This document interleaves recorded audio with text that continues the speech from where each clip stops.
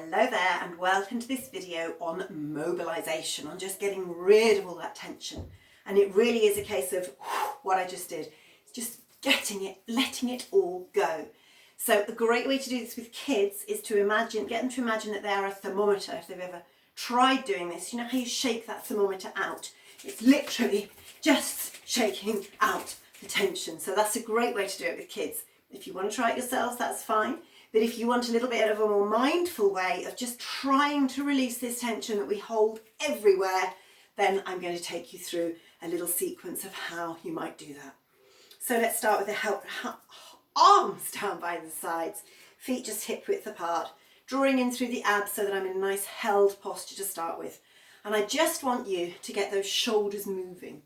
And notice when I'm rolling the shoulders in this way, there's quite a lot of movement through my body. I'm not holding myself and just doing the shoulders. I'm trying intentionally to get everything moving. Reverse it from back to front. So what's actually happening here, if you imagine, just reverse it again, keep going with me. If you imagine the line of your spine, it's moving around quite a lot here. If you think of the spine as a line of beads, look at how much that line of beads is moving. And this is very intentional. I want you to get that moving.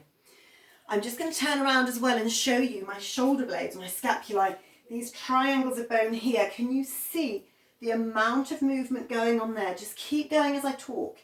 This is all just releasing all of that tension in those muscles through, back, and then in front, 2, 3, 4. So those shoulder blades, I've talked about this before, it's a triangle of bone on your back. There's lots of little like elastic bands, loads of them all the way around that shoulder blade.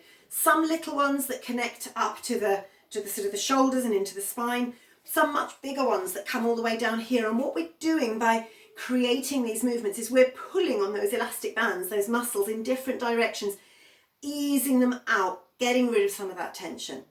Other way to do this, of course, is with two shoulders together.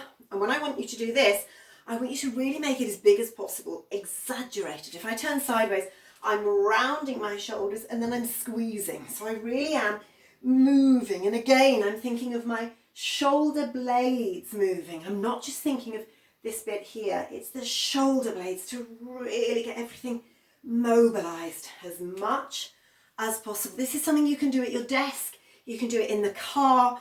You can do it anytime you've got a moment. Just get this going. The more you breathe into it, which I can't because I'm talking to you, but the more you use that breath, the more benefit you'll get. Up it still further by doing it in a hot shower. That heat and that steam is just going to make everything react that much more. Okay, we take it a step further. We're going to get into the rest of the line of the spine. So I'm turning sideways so that you can see how I'm going to roll down.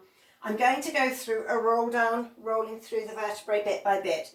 If you have any sort of back issue whatsoever, I'd like you to do this against a wall. So you stand against the wall, put the feet a little bit further forwards, push the spine into the wall, and then just hold your back against the wall. And then as you peel down, you'll feel that little bit more stability. Otherwise, if you're happy doing it freestanding, then just follow along with me. So feet hip width apart, abs pulling into the spine, shoulders nice and released. We've got rid of that tension from the shoulders. Drop the chin to the chest, and I'm going to roll down one by one through my vertebrae, peeling them off that imaginary wall that's behind me until I hang. And I'm going to come back up again, pressing the vertebrae back into the wall one by one by one by one, up, up, up, up, up, drawing tall at the top and allowing the shoulders to drop heavy. Drawing tall through the top of my head once again.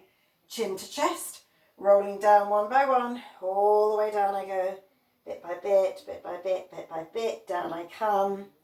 And one more time, pulling back up, pressing those abdominals into the spine. That's my start point to draw up tall through the top of the spine and grow. Last one, chin to chest, down one by one, and this time we're going to walk out onto all fours when we get there. So reaching down, and I just want you to walk the hands out until you reach this position where you are on all fours, hands stacked beneath the shoulder and knee stacked beneath the hip.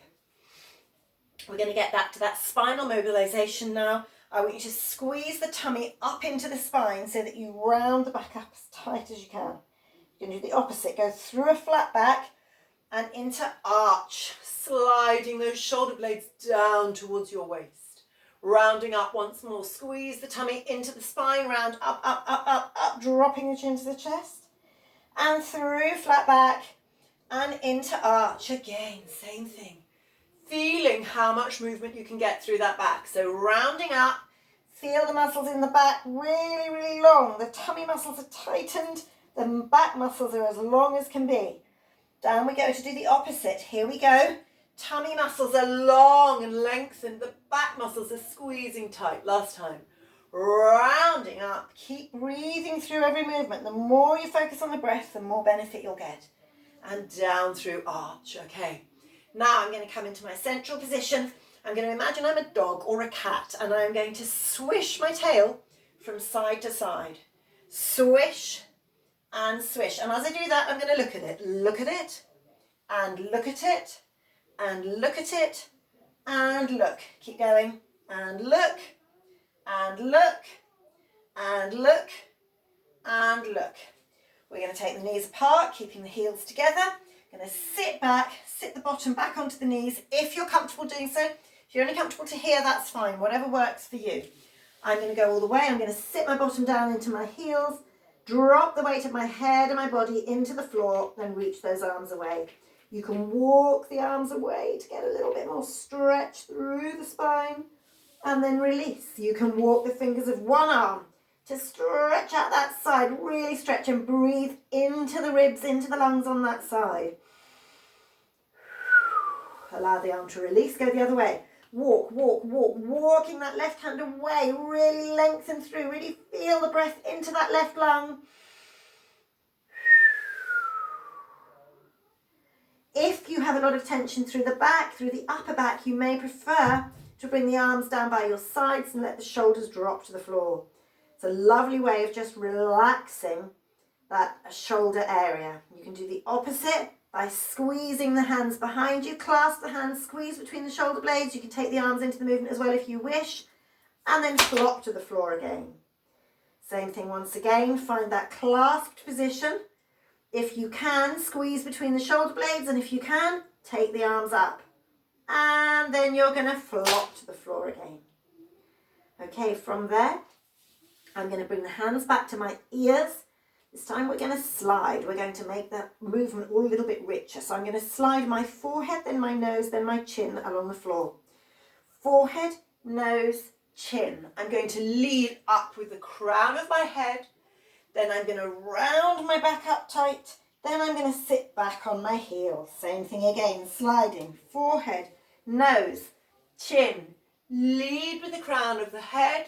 Round the back up. Sit back on the heels. And again, sliding. Forehead, nose, chin, head, up. Round the back. Sit back on the heels. Last one, sliding. Forehead, nose, chin, leading up, round the back. Now, if you wish, you can take that on a diagonal. So I'm going out over this way, like a cat, back to that cat or the dog trying to sniff something over that way.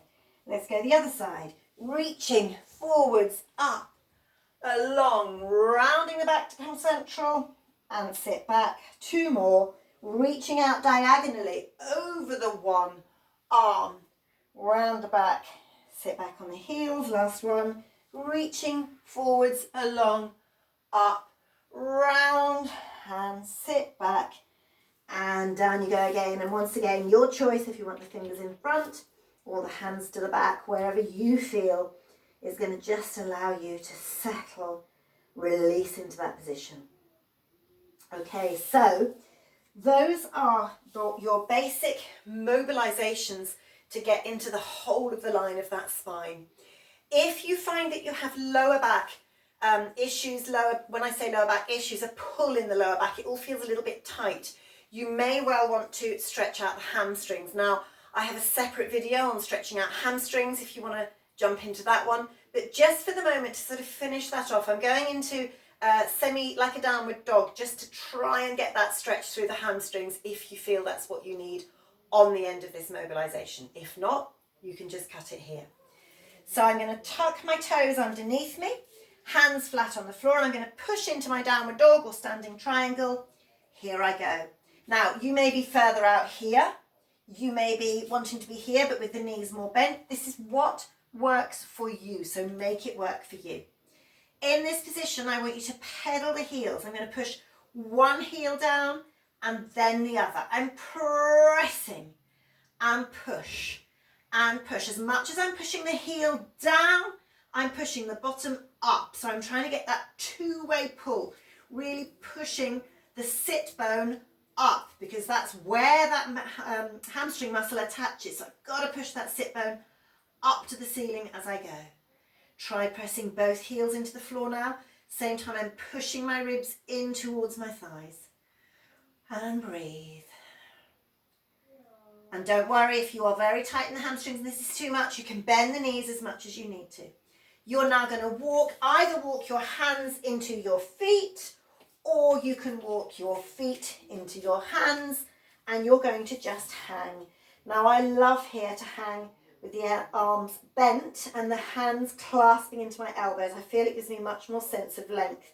You can just try it. You've got two options. Either just let the arms go so they dangle and they're free, or if you bend the elbows and clasp your elbows with your hands, you'll feel it gives you much more sense of the weight of your body pulling through your back. So you've got that lovely feel of the length of the spine just being pulled out.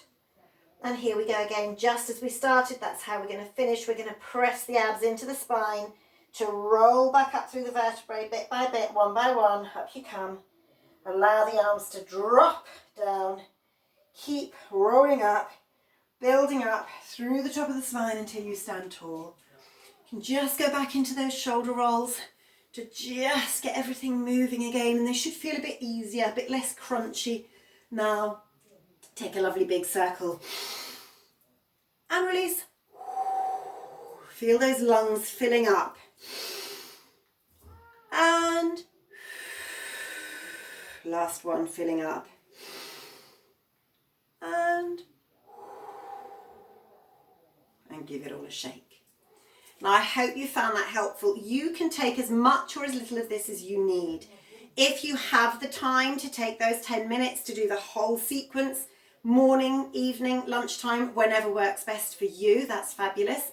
But otherwise you can take just a part of it. You can do those shoulder rolls at any point during your day. You can stretch out the hamstrings, probably not with a downward dog, but you can reach forwards on your desk. Whoops. If you pop your hands onto your desk and find a 90-degree angle with the body, and you're really tilting into those, tilting that pelvis, so you're pulling up through the hamstrings, that is a fabulous stretch to do. You can do it in the kitchen while you're waiting for the kettle to boil, during the course of the day if you don't actually want to get down onto the floor. So there's ways to take little bits of this and pop it, slot it into your day as and when you need.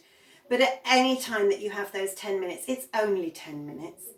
10 minutes to do the complete little routine that I've just shown you. It will just get everything lubricated, mobilized, and just feeling a little bit easier to get rid of that horrible muscular tension that we all tend to have too much of.